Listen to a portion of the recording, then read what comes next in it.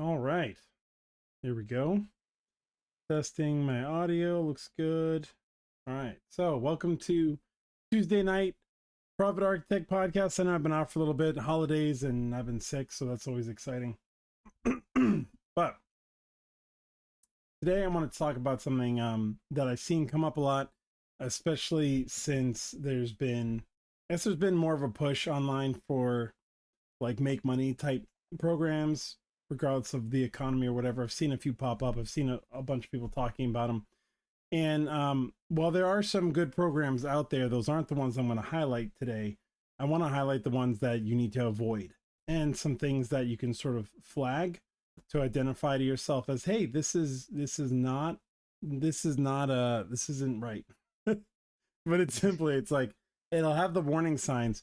And the way these guys get around this, or girls or whoever, these people, is they use very, I wouldn't say sophisticated sales tactics. They use the old school snake oil salesman sales tactics that still work.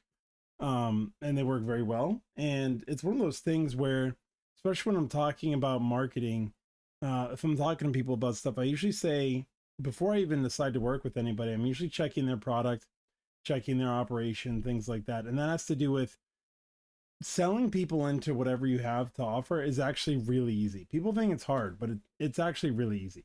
It has to do with a lot of convincingly lying to people. And that's actually a lot easier to do than people think. People think it's hard. It isn't. It's actually really easy. And a lot of marketing can be manipulated to sort of hide some things that make it seem like your product's more appealing when it can't actually do those things. Now, if you have a really good quality product, I still don't recommend lying or anything, but a lot of these guys, they don't really care. So they'll use these tactics and sort of get you in. So I'm going to go over that, kind of like how it sets the stage, how it gets people into it, how people that you normally think would never fall for it. I mean, it's the same thing. It's like, why do the Bernie Madoffs keep happening, or that recent crypto one? Why does that keep happening? Like, why do these things keep happening with these supposedly very sophisticated financial people? Why do they keep falling for this? Right? You'd think that they would know better. A lot of people are like, oh, those kind of like Enron, the Bernie Madoff, like there's a whole bunch that are like well known, but then there's a whole bunch that aren't well known. Most people associate it with real estate because real estate got really big with like the scammy stuff, but they don't realize that it happens in mass elsewhere. Another market people think or would probably know that it happens in is multi-level marketing, or MMOs, MLMs, and network marketing type companies.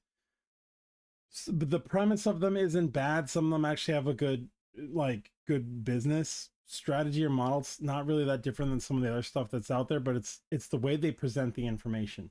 That whole industry got slapped so hard that now, before you can join any sort of network marketing or multi-level marketing thing, they have to disclose how many people are actually making money. And if you look at it, it's like, oh, the 0.025% of people only make $1,000 a month. And they get around that by doing the big sales pitch, the snake oil salesman sales pitchy stuff. And then, but if you actually look at it, you're like, why would I do this? And those are the more legitimate ways, that people sort of fall into scams and stuff. And it is preying on people. If I sound a little weird, I'm still a little under the weather, but it is preying on people. Good. But it's one of those things where you've probably seen them, So before I get into it too much, I'm my guest here, Nick. Have you ever seen any of these or fallen prey to any of them? Absolutely. Yeah. Absolutely. Both sides of it. Yeah.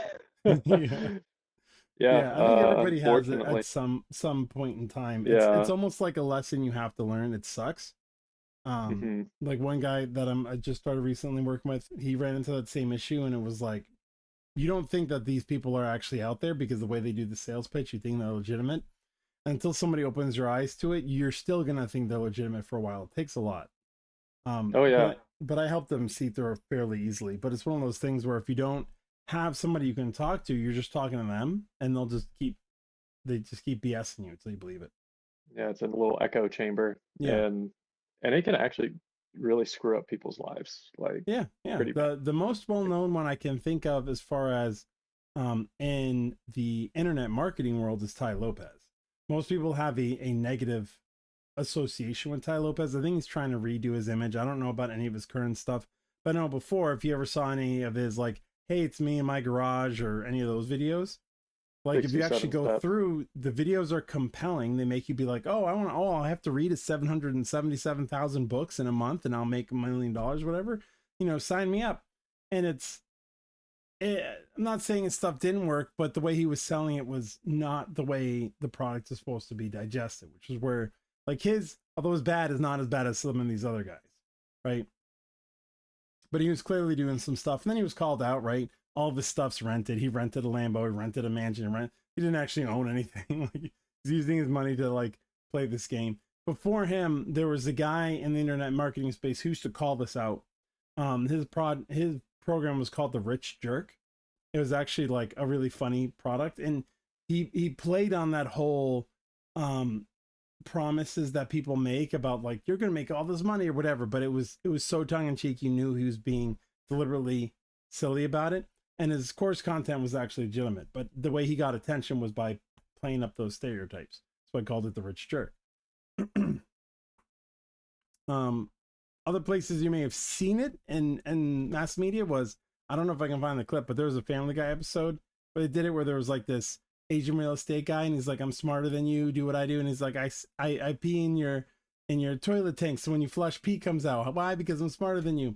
So that was like during he was one of the real estate guys and he got out before he got hurt too bad. I think he moved to poker or something.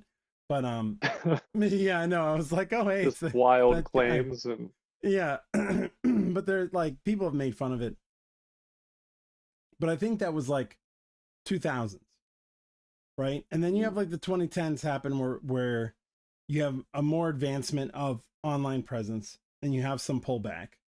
And then most recently you have like the disease that must not be named, right? That happened, and that caused lots of people who are online to look for ways to make money online. And what that did is what they kind of prey on right now, which is it destroyed the celebrity status. So if you're known in the industry, nobody would buy from you because they realized you're fake, right? They're like, oh, this guy's a fake, whatever. Like they've been around there. I'm going to go find somebody real. And these guys took advantage of that. So I'll kind of get into it, but do you have any, before I do that, do you remember what lured you in to any of the things that either you signed up for or thought about? oh yeah. Yeah, because it was during college. I mean, and Yeah. I just with my background, I didn't come from a lot and like it was either go to college or go into the trades kind of thing. And I didn't Yeah. even know what the hell I was doing in college. And then, you have a group of people come up to you and be like, "Hey, you can make all this money and like you can actually they knew I like to help people because I was super involved and they're like, "Well, this is another way you can help people and Was this a help network people." marketing thing in college? Oh yeah. Yeah. Oh yeah. Yeah, Yeah. that was And big. That was big like mhm, 5-10 years ago. It was huge. College campuses yeah. got hit with network marketing hard. Yeah. Oh yeah, it was crazy. Um uh tons of stories in regards to that when I Yeah. think back to Like it, but they they they prey used to on. just have credit card companies. So credit card companies were their own scam on their own, but they would recruit students. You basically were an affiliate for a credit card company, and you would sign people up for credit Mm, card offers, and you'd make so much money for everybody who signed up. That is less bad because you're not really the big evil company. You're just like, oh hey, people want credit cards, they sign up through me, and I make some money. But when you realize how bad credit cards can be for somebody who's already in debt in college and probably not working hard enough to do, like that's bad. But the network yeah, it's marketing people bad combo. realize that, hey, colleges, tight knit group of people, usually there's large social circles. If I can get in and get a couple of these guys to sign up, what happens if you have a guy who's like popular or a girl who's popular and they have like 300 friends on campus and they do this, what happens? Well, if you get 300 signups, you're making some money. Now, is it like crazy money? No, it's not like influencer today's standard money. But hey, a couple thousand up to 5,000 a month where you're in college and everybody else is making nothing or working, they can't even work 40 hours a week to be able to come close to that kind of money. And you're making that money in college. Like that's appealing. And so that makes it even easier to get more people in your college atmosphere. And you got 4 years to do it, right? If you start in the first year, say you start in the second year, you have year 2, year 3, and year 4. If you stay in that college, of all of those people plus the people who come after you. And the way most network marketing companies work is you get the tiers, right? So like the people under you recruit people. you find a couple of good people who are a year younger than you or 2 years younger than you, and it sort of keeps it running for a while, and then you show up. And that's like how that cash cow works. And it's not that it's not that there's a problem with it outside of what were they pushing. Yeah. Right. Like Amway's been around for ages because according to the FTC, it's a scam if you push the money side. It's not a scam if you push the product side. So Amway always pushed the product side and all of their material. In person, the people would push the money. Right. Yeah. But all of the official language, the official material was all about the products. And that's sort of how they skirted around it. But yeah, you're usually like, oh, get your friends and make money. And it was like, doing what? It's like, who cares? Just get them in. Yeah. I mean, that's regardless of the company and product, like it all stems back to that. Yeah. Like, I'm not saying it's horrible, but it's, I mean, it's pretty bad yeah, if it's not actually helping you. If you're just getting people to give money and you don't even know what it is you're really selling or how it helps people, or it's some sort of, nebulous thing that doesn't make too much sense. Like, oh, sign them up for the Mind Brain pack every month, and it's like they'll get these books that nobody ever reads, but it's a huge amount of money, right? It's like a big yeah, that in itself is a scam. But even then, those aren't as damaging because they're like a couple hundred, maybe 1,000 to sign up. Right? Do you remember how much it was when you signed up? one was like 200 or 300 a month. Yeah. And Yeah, so then, it's like a couple and hundred. then, You might have a large like $500 startup and then a couple $100 a month. And then it's like, mhm, but that's different than what's currently happening. So what's currently happening is you get guys who are charging like 5 to 10,000, right? mhm, And getting people in, and there's no way to get your money back. So this is where I kind of want to get into it. So it's the same idea. yeah, It's especially now when you have these Gen Zs or X or whatever generation it is, where the job prospects were bad. I know things are changing, especially here in the US. We're getting a lot of money in and a lot of industries going to come back. But for the most part, there wasn't a lot of actual jobs. Like there was a bunch of government jobs, but there wasn't any real work. And it's possible that they either saved up or had gotten some money from family, so they might have a nest egg of like 10 to 15,000 or whatever that's just there to sort of like help them whatever, pay for rent or whatever, but they're trying to do something.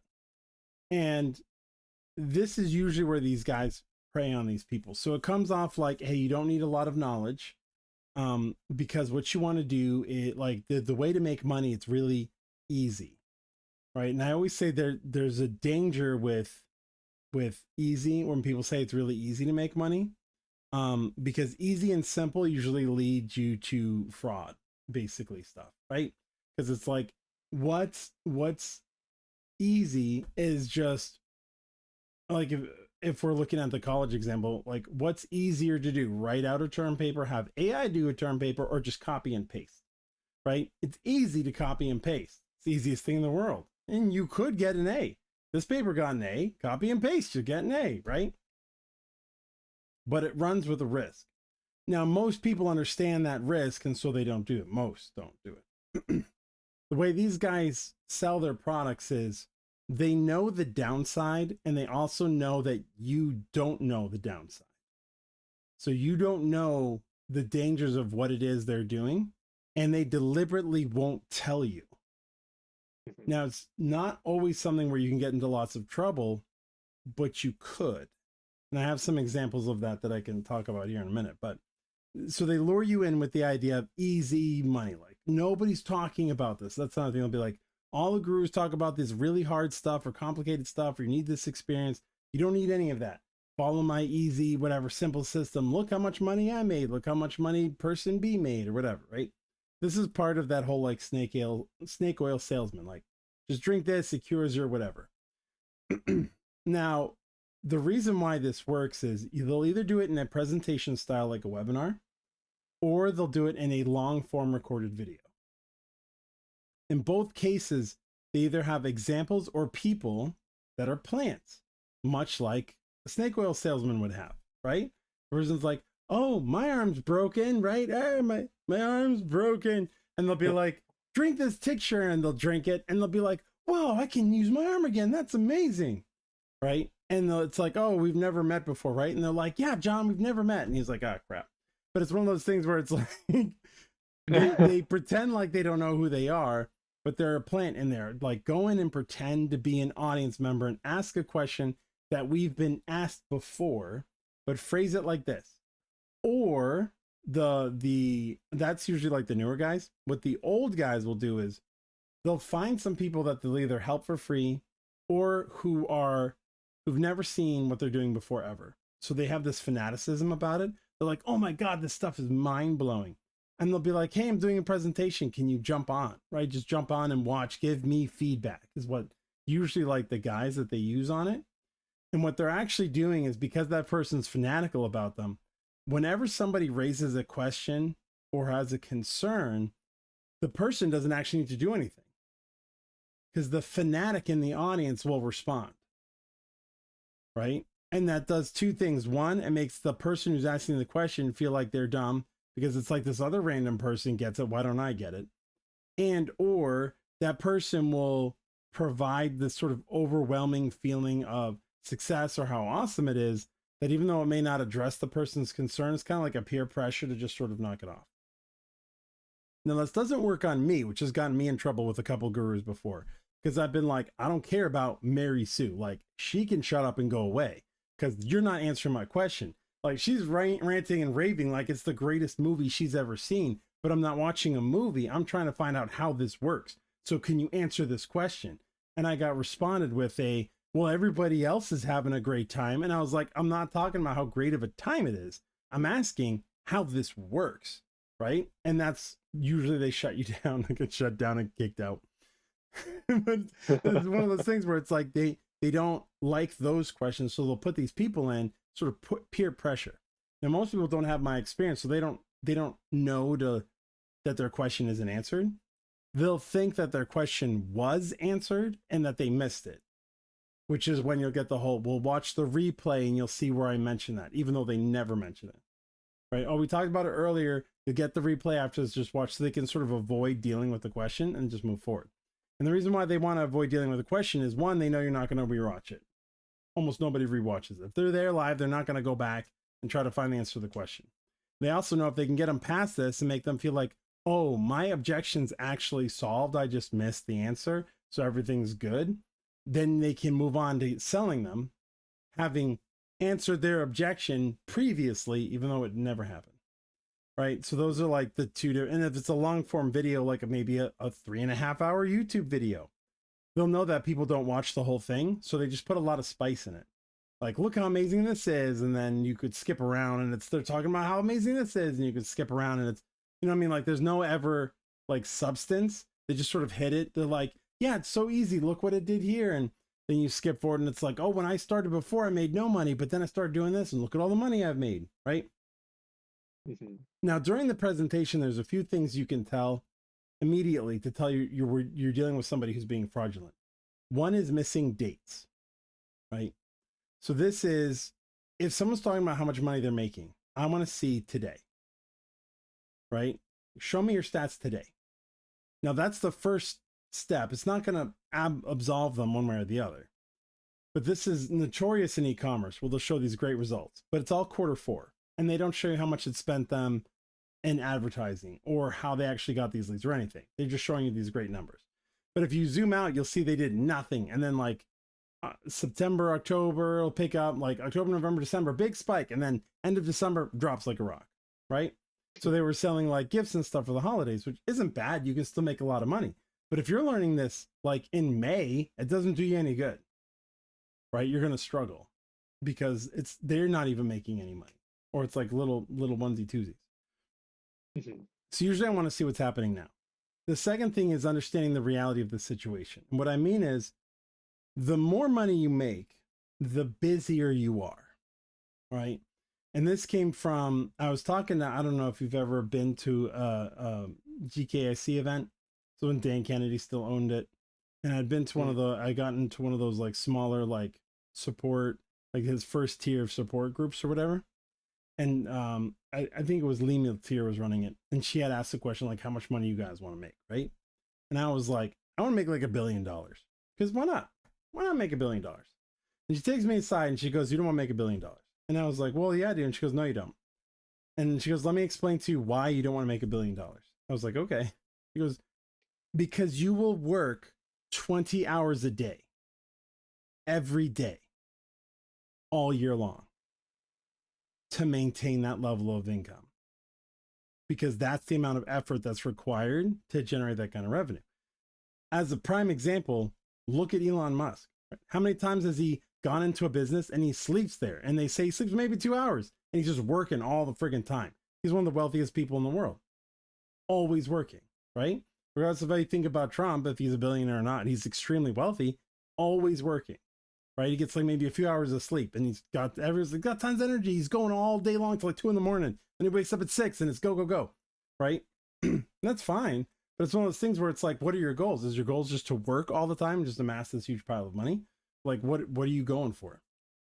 And so I was like, okay. And they're like, she was like, you probably come down to like a couple 100 million. You do a couple 100 million, you're busy, but you're not 20 hours, 7 days a week, 365 busy, right? It's like more like a normal 9 to 5 kind of busy if you have the right things in place. But it's still really busy. Now that's if you have everything in place. Realize the build up to that, a lot of times you're doing stuff on your own. So when these guys are like, oh, I tried these other methods, it didn't work, means they've never run a successful business. And then they're like, and then I was making 40 grand a year. The first time, or 40 grand a month. The first time I made 40 grand a month, I was working 20 hours a day, right? Like every day. It took a while. I had to hire a bunch of people. And even when I had like a staff of like around 10, to maintain just $30,000 a month, I was like 100,000, 30,000 profit, right? Where I was taking home 30,000. So I was doing $1 million a year, basically. It was like 1.2 or 1.4 million or whatever. I was still working a lot. Like I was working probably 12 hours a day. So I didn't really have a lot of time to do extra stuff, like create a course and teach people. Like it wasn't really something that I had time for. Nor would I have felt comfortable enough, especially with a newer business like that, to put somebody in charge of it and step away and do something completely different. So the first thing should be going off is, why does this guy have so much free time to do this training? Because usually what they say is, oh, you do the course, and it'd be one thing if he's just selling a course. But usually when they're selling like 5,000-10,000, they're like, oh, it comes with like coaching calls and group coaching calls and this stuff and this. It's like, how do you have time to manage this business when you're also running this business, right? Doesn't mean it can't be done, but usually when somebody just figured it out and it's like less than a year old and they're now selling a course on it, immediately BS goes off in my head. Because I'm like, one of two things have happened. One, it's not their business. So they're taking somebody else's results, saying it's theirs, and just selling something that may or may not get you those results. Or two, what they did doesn't work anymore. What they did was more or less a scam, but it would be, in their eyes, considered a loophole, meaning they were allowed to get away with it until they figured out that people were doing that, and then they closed the loop, right? So it wasn't technically, it's what we call gray hat. It's not black hat. It wasn't illegal what they were doing, but it wasn't quite on the up and up. And the reason why you know that is because you can't do it anymore, right? But they didn't like get fined or go to jail or anything. They were just like, you just close the loop. Like, oh, you were doing that? Well, okay, you can't do that anymore. But it doesn't necessarily mean what they were doing when they were doing it was wrong. It was just kind of exploitive. It's more like exploiting, right? And that's usually almost 90%, 99% of these guys, that's where they come from. They come from a world of exploits. And then the exploit doesn't work anymore, but it kind of does. So they're selling that for a large amount of money. And they're making this big promise by showing you how much money they made, how easy it is. Look, I don't even have to spend that much time in it. That's why I'm doing this, which is total BS, right? But that's what they'll say. Because even to give you an idea, when I was running this business, e-com business, I wasn't dealing with fulfilling orders anymore. I wasn't dealing with customer emails. I wasn't dealing with posting, replying to comments. All of that was managed by my staff. All I was doing that was taking up 10, 12 hours a day was finding new products and launching ads. That's it. So the majority of my business was handled. I had an accountant that I hired dealing the finances. You know what I mean? Like I had everything handled. Those were the two things I was doing. In order to maintain that, I was still working 10, 12 hours a day. I had a little bit more freedom, but I didn't have so much freedom that I could dedicate creating a whole nother business. Not yet. And I was still like in the same time frame that the other guys say that they're running theirs. So just to give you some insight. Now, not every business is like this, but And I understand that, but there's a bit there that's why I said it's a flag goes off. Doesn't mean it's total scam, but it's like, come on. So I tend to trust more the people who are like, this is what I'm currently doing. And like, you can tell somebody who's more honest because they show you everything. Here are the ads I'm running. Here's how much it cost me. Here are the products I found. Here's how much it cost me to get the products. Here's what it looks like inside the business or whatever. Now you might say, well, most people won't do that because they'll get competition. And while I agree they'll get competition, it doesn't mean they can copy you. When I was doing e-commerce, I didn't have any proprietary products. My products were, you could easily find my products. You could easily find the ads I was running. You could easily find my store. Everything I was doing was right there out in the open. You could click on an ad and see my retargeting ads. You could join my mailing list and see all my emails. There wasn't anything you can't hide anything, right? Like it's all right there. I had plenty of copycat stores pop up, but nobody could do what I was doing because what I was doing was legitimate. I understood the audience I was going after. I had a higher average order value. So it wasn't just the product that they saw. It's the way the other products they had in the store complemented that product. Most of these guys are just trying to make quick money. That's the loophole. I just want to make some fast money. So they don't actually build out everything else. So they couldn't last. When the cost per sales went up, I was fine. I didn't make as much money, but I was still making money. And I also had repeat customers. They weren't, because they were going over the amount of money they were spending to get a sale. They weren't making as much in their sale. So most business owners understand this. You can't really hide anything you're doing, especially if your business is almost purely online. There's almost nothing you can hide, especially now that a lot of the platforms have AI taking over the targeting. So before it'd be like, well, I don't want to share my targeting audience. It's like, okay, but now that doesn't really exist, right? So it's like somebody could find your ads. They can see what products you're selling. They can find out where you got the product from. They can see your store. They can see everything. Everything is laid bare. You can't really hide anything. They see all of it. You can even use the ads manager and see all the platforms you're on. They might, follow you on the different platforms, see how you're posting. They might comment, see if you respond. They might open it. Like everything you've got is wide open. There's nothing you can do that they can't see. So most business owners get this. And that's why the ones who if they're selling a legitimate business or strategy, they'll just show it all to you. Now, sometimes there might be like an entrance fee, meaning they might make it a $50 webinar, like a $100 webinar. Hey, it's $100 to get on this webinar. I'm gonna show you everything I'm doing. And that's because they don't want everybody and their mother's brother joining. They want people who are serious to actually look, because it's a real business that they're running. And they don't have time to deal with everybody. Nor do they want to deal with all of the little copycats that pop up. So that's besides the point. Like I said, these guys, they don't touch on any of that. They just hit you with like all the money you can make, look at all the money you can make. And they emphasize how easy it is and how quick it is. And they'll show you a bunch of testimonials that may or may not be real. And probably a lot of them are fake, or they've gotten, 50 people in and 2 people were successful and they push those, especially if it's like an old lady and like a young kid. Like those are the 2 favorite ones. If you look and you see there's like this 84-year-old makes money. Oh, and this 13-year-old makes money. Like that's another flag. Like why the hell are you getting a 13-year-old to do this? I'm not saying 13-year-olds can't, but they're usually not like, here you go, here's $5,000 from my account. Like that doesn't happen. And then like 84-year-olds, like, come on, like that's your grandma. I'm not saying your grandma can't be successful, but you didn't convince her to fork over $5 to $10,000 and then get her to do, like, you're doing it for her. It's not what you're doing it for. The young kid, you're probably doing it for him too, but you're showing him. So he's doing a little bit more because he's, he'll be able to pick it up. But the grandma, she doesn't know jack shit, right? She doesn't even know how to turn her phone off. Like she doesn't know where the home button is. You're telling me she set this, but that's the sell, right? My great game, she doesn't even know where the home button is on the phone. She doesn't know where the power button is, and she's making $40,000 a month. Like, shut up. No, she isn't. You're making it for her. You're just pretending like it's her. But anyway, those are the other red flags, right? So then you get to the pitch. Usually it is a one-on-one call because it'll be a lot of money. Not always, but it tends to be like a one-on-one call. And the pitch is usually like, if you want to study anything, get on a call with these guys. Don't buy anything, but just get on a call, because their sales technique is dialed in. Like I said, you can be really good at selling shitty stuff.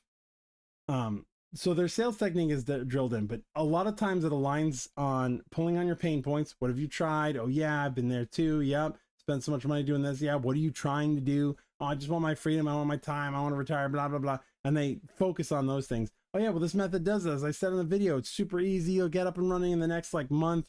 You'll probably be making so much money in this much time. You know, don't you want this? You can have that. You can have this. So they find out what you want and they pull on it really hard, and they just associate the easy success that they've shown with how quickly you'll get there.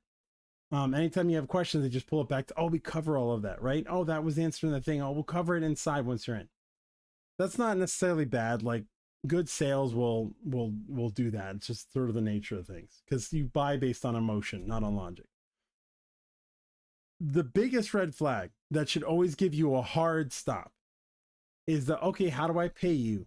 And they say bank wire. Anytime you hear that, sorry, no. Right? Never a wire. Not because they can get into your account. That's not the issue.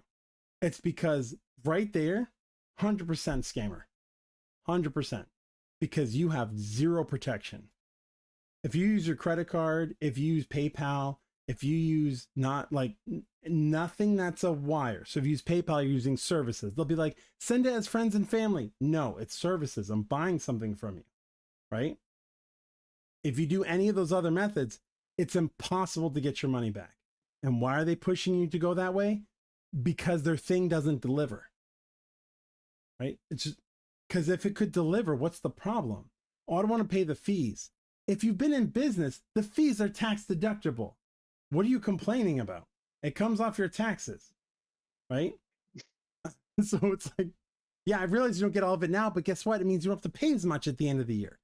So it's like, real business owners understand this, but if they insist only bank wire, just say no. And when as soon as you're like, well, no, they're going to start hitting you with those emotional buy buttons really, really hard right there. That's emotional manipulation. It's a sales tactic, and it's a slimy one. That's why I say it's like a snake oil salesman. I don't like that sales tactic. There are times to use it, and usually, and this is where I'm going to like kind of contradict myself, but not really. The times to use it is when you know what you can offer can help the person and you really want to help them and they're getting in their own way. All right. That's the only time it's okay. Other than that, you should never use it. Right. And even then it's questionable because you want to be an ethical salesperson. But a lot of times the reason why I say these kind of sales techniques are okay is because most people get in their own way. So they'll want success. If you have a real product that can actually deliver and you emphasize that to them, yeah, you should pull on their emotional buttons because you know you can move them over that line. They're in their own way, right? But there should be a bit of trade-off. Some people are too difficult. So if they're too in their own way, you have to compare that to how hard you want to work to move them. If they're this hard saying yes to this, which they know, like they'll acknowledge can help them, and they still don't want to go over after you push them a little bit, realize once you get them in, it'll be just as difficult to get them to do anything. So there's that other side of it. Now, the people who like understand that they can actually help people don't mind too much. So they just sort of hit them over the head with it. That's what I do. I hit people like with the shovel in the head, figuratively, that they should just do this over and over and over and over and over again until they do it, and then they feel stupid. That's fine. But that's sort of that whole first setup, right? It's kind of crappy. But those little red flags, old lady, young kid, and then one-on-one calls, fine, that happens across the board. But then bank wire is the only way to pay. Oof, that's it. Like that should be your hard line in the sand. Just say no. Have you ever had any calls like that, or seen anything like that where it sounds really good and then they're like bank wire? I've seen it. Yeah. Yeah. For Yeah, I sure. did it once. Almost everybody does it at one point in time. They're like, oh, this will be fine. Because like they get you to like them, you trust them. You're like, yeah, let me go on board. And then it doesn't deliver. And they might say they've got like a 30-day refund, or like they'll blow smoke up your ass. You'd be like, hey, I want my money back. And they're like, okay, yeah, I'll get it to you. And they never get it to you. And you can't get it. Like you just will not be able to get it. And the reason why you don't see anybody else complaining is usually they have their own platform and they silence you and they kick you out of it. Right? So it's like you're banned, you're kicked out, you can't get your money back. They might 9 times out of 10, they're in like some third world country like Thailand, Bangladesh, or wherever, right? Somewhere that's not US based. And so you end up sending your money as a bank wire to another country. I'm not saying it's like terrorism or anything. I'm just saying like it's in a completely different country. You have even less ability to get anything back. Like sometimes you can yell at your bank enough that they'll talk to the other bank and be like, what the hell's with this guy? Maybe they'll like shut that guy's bank account down, but you still don't get your money back, right? If there's enough people in the US, you can have all their accounts frozen and you still won't get your money back, but you can make it really you can make it really hard on them, right? But it's one of those things where it's like you're very limited whenever you do a bank wire. So that's all the setup. Now this usually people will, because they really want what it is that they're promising, the money, the easy money or whatever, and they've made it sound like it's super easy and they have these testimonials, they'll get over that hesitation because they'll say something like, oh yeah, we've got a refund guarantee or warranty or whatever, right? And you don't think it through. Well, how do I actually get my money back? If I send you a bank wire, you're just going to wire it back to me, right? And they might be like, oh yeah, of course, but they won't, right? Why would they? Because they don't have to. A lot of times the reason why the make money people in the US give the money back isn't because they want to. It's because the credit card companies and the payment processors force them to. Because in the US, you have like buyer protection. There's like buyer protection laws and stuff like that. Like you ever buy something on PayPal, it'll say like your buyer, you have buyer protection, right? They have seller protection too. So there is that side of it too with PayPal, but they really don't care about sellers. There's buyer protection. Almost everything on PayPal, if you ask for a refund, you get your money back.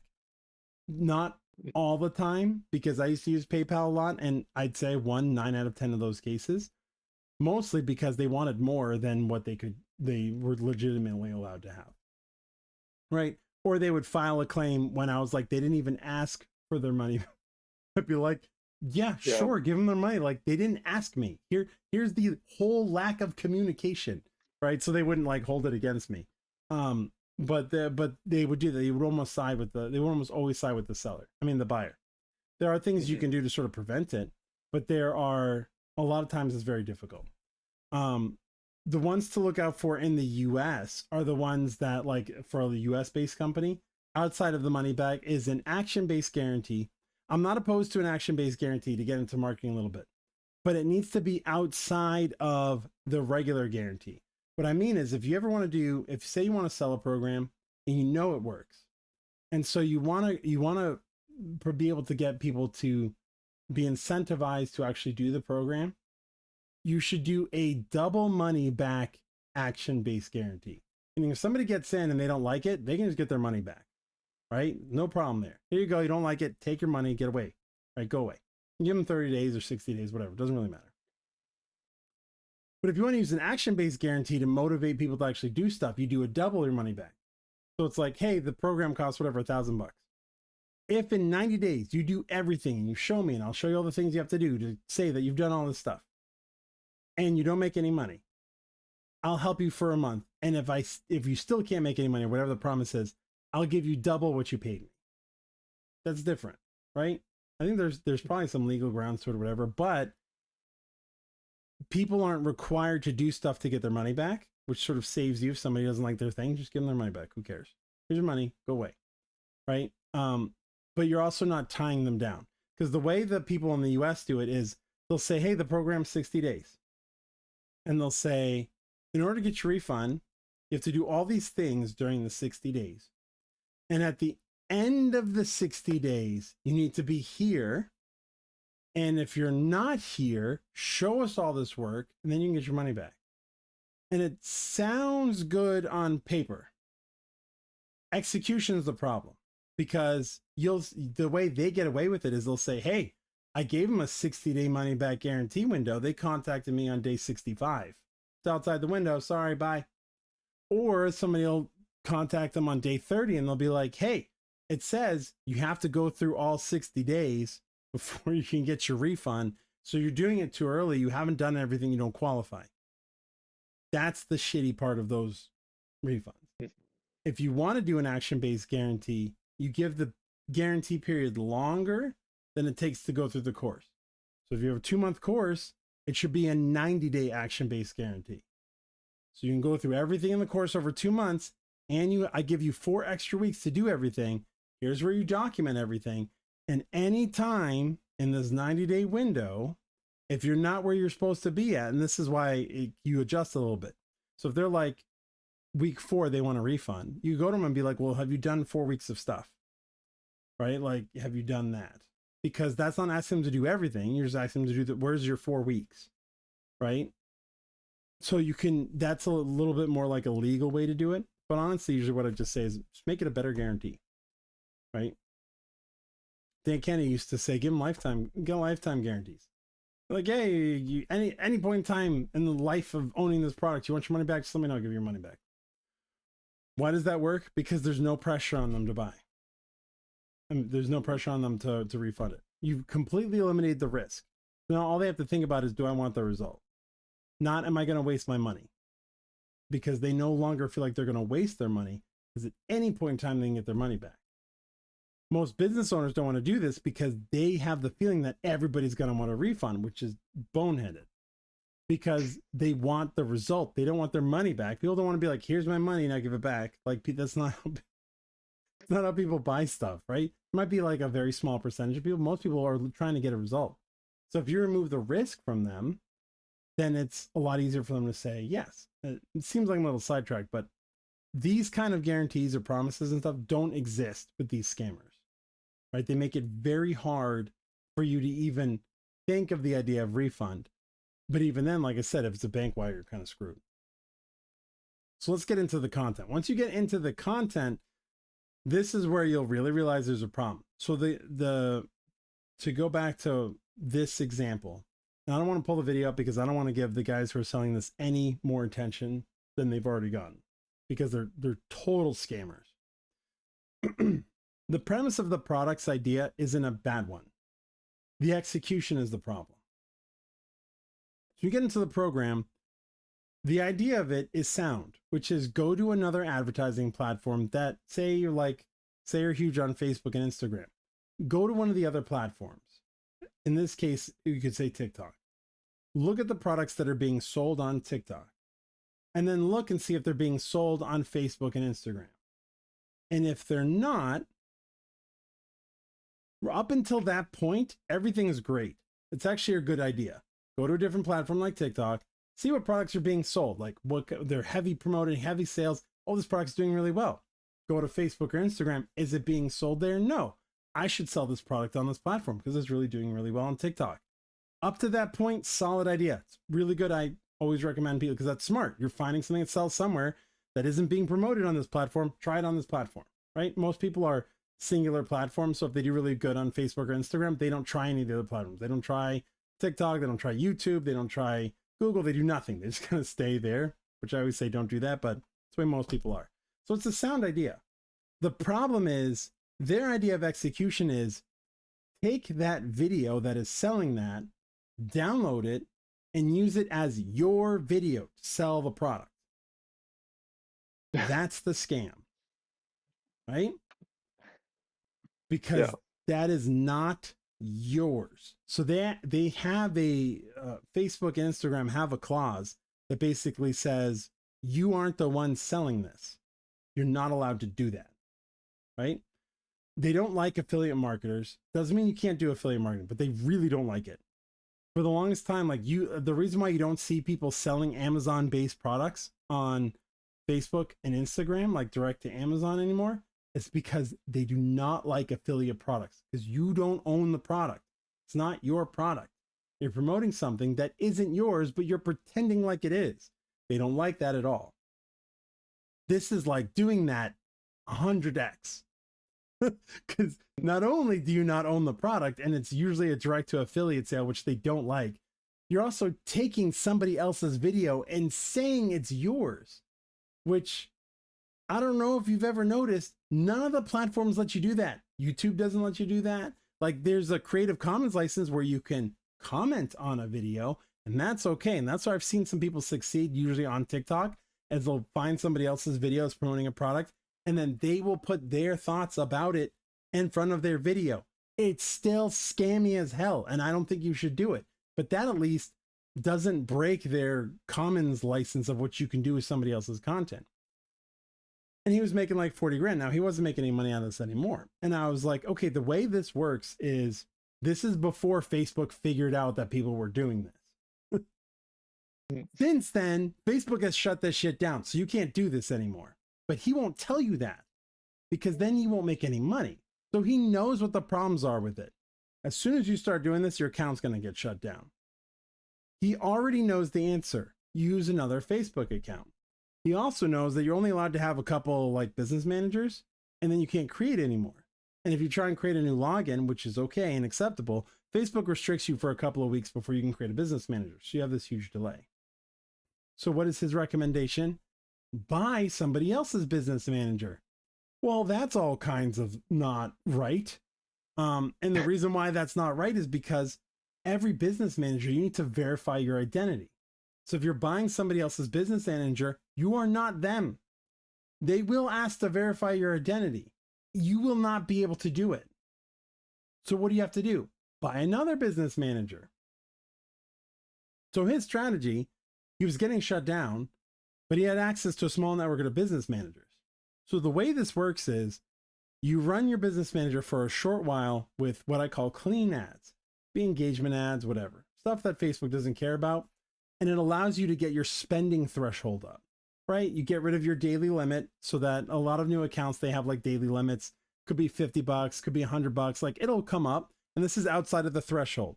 This is like a threshold is you can only spend this much before Facebook charges you, right? So it's like every $25 you get dinged by Facebook. Oh, you hit 25 and charging you, you get charged 25. That's that threshold. The daily limit means you cannot spend this much more in a day. So you could have a threshold of $50 and a limit of 100, which means your card will get dinged twice and then no more ads run. So if you had like $200 worth of ad spend a day running, whenever you hit $100, all your ads would stop, like immediately. Boom, you're stopped. So that's what they do with newer accounts that seem a little suspicious. They do raise that up. Like they're very clear with this. Hey, this is what we're gonna do, because most business managers, you don't start by spending like $500 a day or $1,000 that you just don't, because that's not how you do business. So you run these, you spend a little bit of money every day. It doesn't have to be a lot. Maybe you're spending $5 a day or whatever, a couple of different ads. So anywhere from $5 to $15 a day for a couple of weeks. So you're burning through a couple $100. But at some point in time, all of that gets cleared off. Daily limit's gone, your threshold $750. You get as many of these videos as you can. You upload them all and you send them all to like $1,000 a day, right? Because Facebook will let you run for a little bit, because the AI won't be able to figure out that these are a different platform's videos just yet. It takes some time, maybe like 2-3 days, but it takes some time, right? But it's like, if you go, well, 2-3 days isn't a lot of time. Maybe if I have 20 videos and I'm spending $1,000 on each video, that's 20 grand. I can spend 60 grand in 3 days. You'd be like, that's mad. Why would you do that? Well, because that 60 grand is going to net me $180,000, right? And I'm probably going to lose a bunch in refunds. I might end up netting 100,000. I spend 60, I'm up 40 grand. How many Facebook business manager accounts can I buy that are ready to go? Because I'm going to hit the ground with I'm going to do that 2 more times, right? Because it's not a slow growth. So this is the other thing that they do not tell you. It is not a slow growth strategy. It is, you need to have a shit ton of money ready to go right now, because Facebook will flag you. And as soon as they flag you, you're done, because they know what you're doing. They shut it down like immediately. Forget it. It's toast, right? So you can't I'll run a couple. You have to run as many as you possibly can all at once and put it at the max amount of money that you can afford, because it's going to get shut down in 2 or 3 days. But you know, those 2-3 days, you're going to make a crap load of money. The money is going to take a couple of days to get in, but it won't matter, because Facebook's going to shut your account down. So you're going to cap out somewhere between 40 and 60K. It'll just be out, right? And then you get all this money coming in. He doesn't tell you this, right? They just say, look, I made 40 grand in 2 weeks, right? Doesn't tell you the amount of money he spent to get there, which even if he made 40 grand, that's fine. He might be like, oh, I did 100,000 in sales, and it's like, it cost me 60 grand and I made 40. People are gonna be like, well, and I'm like, well, you don't have to spend that much. Yes, you do. If you want to make that much money, you do. Because the moment you start running ads, which is like what this guy did, the moment he started running ads, he got like 2 days in and they shut his account down. He ran like one ad, he spent like $300, right? Or $200, whatever. It was like, what the hell? And it was like, he did it a couple more times, got his account shut down, and then they told him to buy an account. So like, he bought an account. He didn't know any better, because they didn't tell him you shouldn't do that. They don't tell him that you're not allowed to do any of this. Most people don't know, and they don't know where to go to find this out, right? They just think, oh yeah, this is what everybody does, because he plays it off all nonchalant. Oh, this is the way it works, right? Oh yeah, of course that's going to happen. Yeah, I got a guy. Like, he had a guy inside that you would buy accounts from. So like this guy was buying accounts from somebody else and then reselling them to the people in the group. But the problem is he brought too many people into his group and all of them need accounts. So it was like after one account, he went back, asked him the guy for the loan. He's like, I'm all out. I don't have any more. It was like, you've been in for a month and the guy he has to solve this one problem's out of accounts. Like that means nobody's being successful with this, but nobody can get their money back because it was a bank wire to some other country. That's not even that. Like this program's bad beyond belief because of this. So he doesn't tell him any of the downsides. He doesn't tell him how you actually make money. Yes, you can make money doing that. Still don't recommend it because you get a couple of days and what? Like it's flash in the pan, you made some money, and now what? You still have nothing. You have no idea how to run a business. You have no idea how this works. You have no idea why it was working. You got nothing, right? And all of these guys rely on it. The whole pitch and everything relies on not telling you the downside, not telling you how much money it actually takes and how fast you have to spend that money, and Bankwire. And it's like, you put those three things together and forget it. If they won't tell you the downsides of it, like, if they go, oh, it's not that big of a deal, like, oh, it's not that minimal, like, or it's not that major of an issue. If they refuse to tell you the other side of it, they have old lady, young kid, big amount of money, short amount of time, they can't show you anything like more recent, and they want Bankwire, like, that's it. Just be like, no, right? Can you make a shit ton of money really fast? Yes, you can. Because I did. It took me a couple of months before I went from nothing. And like 2-3 months, I was up to 100K a month. But it was all based on stuff that wouldn't cause me to get my account shut down because I was testing products and testing ads. And I found stuff, I scaled it, you know what I mean? So it was like, I never had any problems. I had zero problems with my stuff. The biggest problem I had was PayPal was like, a business shouldn't grow this fast. You must be doing something illegal. And they froze a bunch of my money. I was so pissed. But it was like, but I wasn't. They just didn't, they'd never seen a business grow that fast. And I'm not the only one that's happened to. It happens to a lot of people. And I learned the lesson of I need more than one merchant account at that point. I'd heard it, but I didn't understand why. Then I understood why. but that was it. It was fine. The business, otherwise, so everything I learned worked, right? You can make a lot of money very quickly. You have to take some risks and stuff. But anybody who says that like you can do in this short amount of time and have all this freedom, like they're lying. Yes, you get freedom. I ended up having tons of freedom. I ended up like retiring for a year and a half and doing nothing. It's like hanging out with my wife, doing whatever we wanted, right? So there was a bunch of freedom that came with it once I sold the business and stuff. But when you're in it, if he's like, I'm currently making this amount, like this is how things are going right now, you don't have that time. You just don't. I haven't met anybody who has that kind of time, right? Mm-hmm. Unless it's like a team. If you already have a team of people, you're still very busy. You can probably do a little bit more, but you're very busy. Usually it's like a slow kind of, oh, I can add this to my, or I can start doing this, right? But that's it. That's like, they focus on those things, forget it. And the hardest part about it is, that's why I say the best thing you can do is find these, talk to them on the phone without your wallet anywhere near you or anything. Record the call if you can, like record it on your side so you can see how they do objections, what kind of questions they ask you that make you want the product. Because those are invaluable. Those lessons are really good. And these guys get really good at one thing, which is selling, because that's the only thing they have. They have literally nothing else. All they can do is close, right? Like they can't actually deliver on their product because they don't know how to do it. But they figured out like how to pull on people's strings to get them to buy. That's why I say it's actually not that hard when you figure it. When you watch it a couple times, you're like, wow, this is really easy. Wow, I never want to do that. And that's why it's like, yeah, I get it. You should still do it in some cases, but like you need to know what they're doing so that you can understand how that works. Mm-hmm. But that's the biggest thing. Though anytime that somebody wants to work with me, and I know I've been like rambling, you're just like, oh, like your eyes are glazing over. Anytime somebody wants to work with me, I always go out of my way to tell them the downside. Right? Yeah, I can focus on the upside, but I try to focus on the downside too. Like I'll be like, somebody's like, oh, like somebody wants to launch their course. Say there's other courses like, the first thing I'll say is, anybody else selling something like this? The reason why I ask that is if nobody else is selling what you're selling or some form of it, you're going to fail. So just bail, because the internet isn't new at this point. A lot of people have tried a lot of things. Even if you look at Elon Musk, the electric car isn't new. That's been around. Rockets aren't new. That's been around. Twitter isn't new. You know what I mean? Like he's innovating. Oh, I think I lost you. no. Your video cut out. Oh, dang. Guess my camera overheated. It'll just go to me for a minute while I wait for you to come back. Oh yeah, my phone overheated. Oh, not that one, not that one, not that one. No, whatever. I know, it's like, where is it? Where is it just me? Oh, only me. There we go. That probably helps. Um, I always tell people the downsides to stuff. I won't let people come in without them realizing that it's bad. If you need to reinitialize whatever you can, otherwise I'll end the call here in a minute.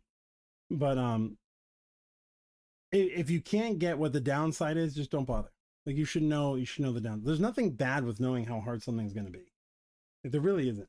If somebody's like, oh, it might cost you this much. For example, there was an e-commerce guru or whatever was out there. It was like, you have to do this stuff and it'll work.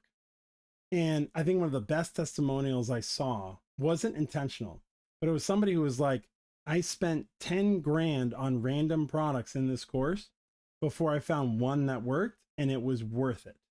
But they knew it would cost them a bunch of money to test all these products. And the reason why it was worth it is because the amount of money you make when you find a winner always exceeds the amount of money you spent on the losers, right? So yeah, be like, oh man, 10 grand sucks. They may not have had the 10 grand. They might have been struggling for it. But as soon as they find that winner, they probably up, 20, 30 grand that first month. They made all that 10 grand back easy, usually within a month or two, like all back. So there was no downside to that, but it was the reality of the situation that a lot of people ran from. They wanted something easier, and it was like, there is no easy way, but there's a large payoff if you do it the right way. Anyway, that's what I wanted to end up with. So the easy, simple stuff always is very appealing because we don't want to do a lot of work. We want to make a lot of money. We want to believe that people have this sort of key secret of getting through these hurdles without doing all this work. But that's not the case. And the work you have to do for a legitimate business usually isn't nearly as hard as you think it is. It can be tedious at times, but it's usually not as hard as you think it is. And my best comparison I like is Frank Kern says it a lot. He's like, I'm not out there digging ditches, right? You're not out there doing like this manual labor that's incredibly difficult. But that doesn't mean the work isn't hard, but it's not as hard as some actual labor. And if you keep that comparison in your mind, you'll realize what you're doing is actually really easy. Anyway, that's it for the podcast for tonight. Thank you for joining me on this call or on this podcast if you were here. And I look forward to talking to you guys next time. Take care.